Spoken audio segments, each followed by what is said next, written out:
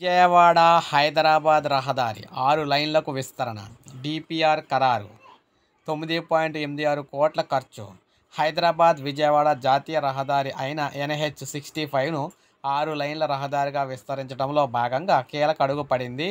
ప్రస్తుతం 4 లైన్లుగా ఉన్న రహదారి మార్గాన్ని 6 లైన్లుగా విస్తరించేందుకు అవసరమైన సమగ్ర ప్రాజెక్ట్ నివేదిక డిపిఆర్ను తయారీకి కన్సల్టెంట్ సంస్థ ఖరారైంది. ఎన్హెచ్ 65ను 6 లైన్లుగా విస్తరించే అంశంపై అధ్యయనం చేసి సమగ్ర నివేదిక ఇచ్చేందుకు కేంద్ర రవాణా రహదారుల శాఖ గత ఏడాది టెండర్లను ఆహ్వానించగా, టెండర్ల ప్రక్రియలో సాంకేతిక బిడ్డను మనకి 2025 జనవరి 20న తెరవగా, అందులో అర్హత సాధించిన ఫైనల్ టెండర్లను జనవరి 30న తెరిచారు. మధ్యప్రదేశ్లోని భోపాల్కు చెందిన ఓ కంపెనీ ఆ పనిని దక్కించుకుంది. ఆ సంస్థతో మార్చి నెలాఖరులోపు కేంద్రం ఒప్పందం కుదుర్చుకుంది. ఇది రహదారి అధ్యయనం, రోడ్డు భద్రతా అంశాలను కలిపి డిపిఆర్ తయారీకి దాదాపు 10 కోట్లు ఖర్చు చేయనున్నారు.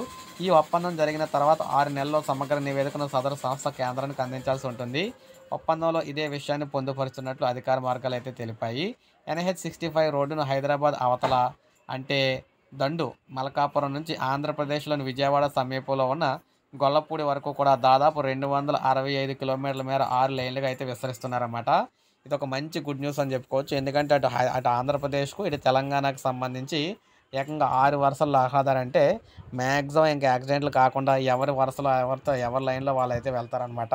ఇప్పటికే ఉన్న రోడ్డు పెద్దదాన్ని ఇంకా పెద్ద అయితే చేయబోతున్నారు. సో ఇది మనకు అప్డేట్. ఒక లైక్ చేయండి, సబ్స్క్రైబ్ చేసుకోండి, మన ఛానల్ సబ్స్క్రైబ్ చేసుకోండి.